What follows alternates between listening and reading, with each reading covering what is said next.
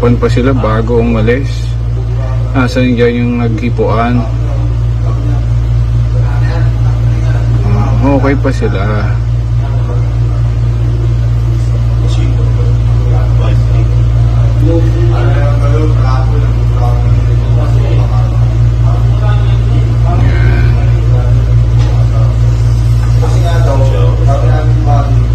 Lasing na siya. Pinababa na siya nung kasama niya. Ayaw niya bumaba kasi gusto niya pang makitang nakaubad ito.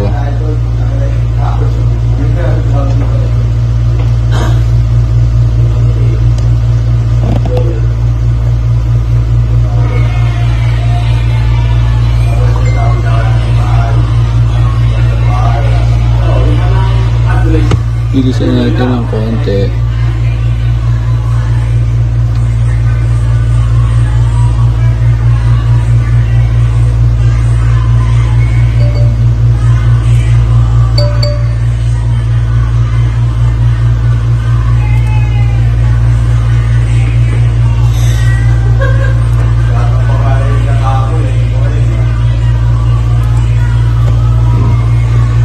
Binilisan lang ng konti. Nandiyan pa rin siya. Wala pa rin hipuan. Tapos na, malis na yung mga kasama niya. Yan. Magubad daw.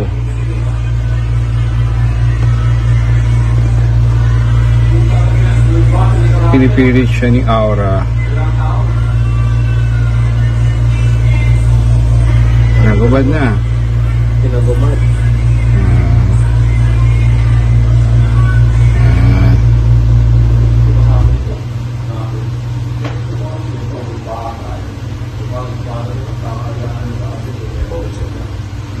Yan sila.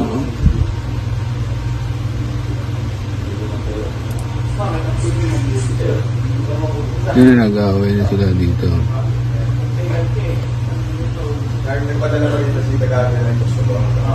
Iniwasan yan ha.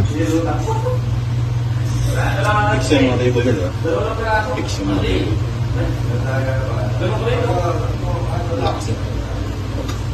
Ayan.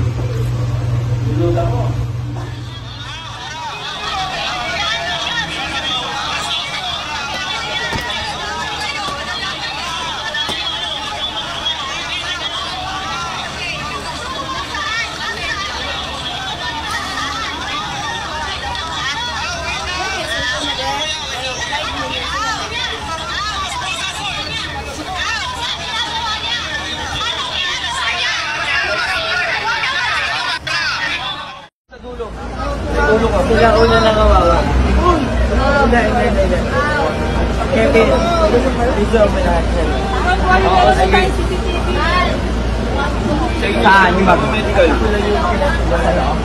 Kasabay ba kayo? Medical? Ilan mo na daw po.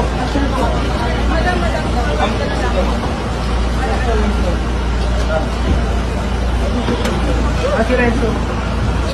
Ay sir, good morning po sir.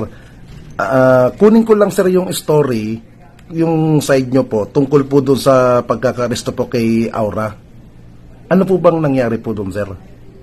Simula kasi noon, kasi napasipay na namin, kasi dumating kami doon, pinasipay na namin, tapos ayun na, napasipay na namin, nasa gilid na yung mga involved. Tapos ito, dumating si Aura. Biglang tumalon, sumuntok, at saka ng tadyak. Tapos doon, nabayaan ko siya na tumigil na kasi may pulis na. Sabi, may pulis na dito, tumigil ka na. Ayun, hindi pa rin siya sa akin, sumusunod. Yung pa rin, suntok pa rin siya ng suntok, kasi natadyak pa rin. Pati kami, inaaras na rin yan, ni Aura. Opo. Tapos ayun, sinasabihan ko pa rin siya na tumigil na. Ayun, tuloy pa rin siya ng tuloy. Pati yung mga, pati yung mga kaibigan niya, inaawat na rin siya. Inawakan na nga siya doon sa kaibigan niya para uminto na. Pero nagano pa rin, nagpumiglas pa rin, tuloy-tuloy pa rin sa pag-atake doon sa mga sa ibang complainant. Opo. Pero sir, tuloy-tuloy na. Opo. Pero sir, sinabi nyo kanina, nanuntok na nadyak. Sino pong tinadyakan niya? Yung yung isang complainant. Okay po. Yung isang complainant kayo, yun ang tinadyakan niya sa sinuntok niya.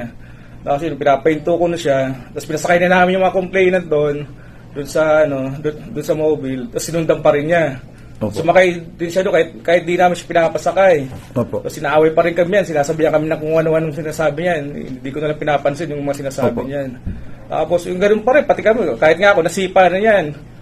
Nung pagkakataon na yun, pinusasa ko na siya kasi hindi na siya maano hindi na siya mapigilan Opo. Kaya pinusasan ko na yan. Nung time po ba nun, sir, sobrang lasing po ba siya? Hindi naman, kasi malakas ba Opo. Pero nakainom siya. Dala siguro ng alak na rin, kaya ganun Opo. yung hyperan niya. Ilan po yung mga grupo na nakaaway niya po? Yung bilang po nung kabilang grupo po? Marami sila Nandun na, pati yung mga umiinom, nandun sumama na lahat Pati yung ibang nakiinom din, nakiano na rin po. Opo. Tapos sir, yung bumagsak ko doon, immediately, pagkakita namin na may bumagsak, tawagan kami ng rescue, ambulance, kasi hindi namin alam kung anong kalagayan nun. Opo. Pero sir, nung bago nangyari pong yun, may tumawag po ba sa inyo from sa bar na may ganong gulo? Concerned citizen, parang tayo. Malapit lang kasi kami sa area Opo. Tinawag kami. Mga 1 to 2 minutes lang namin tinakbo yun. Opo.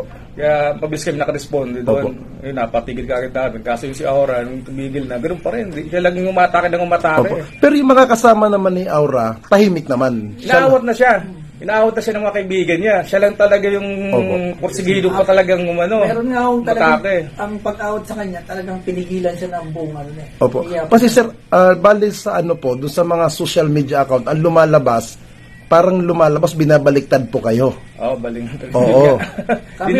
kami ho doon pumunta para mag-responde, mag-pacify, tapos anuin namin yung lugar na safe na tapos kaso ang isang tao magulo talaga. Yes, sir.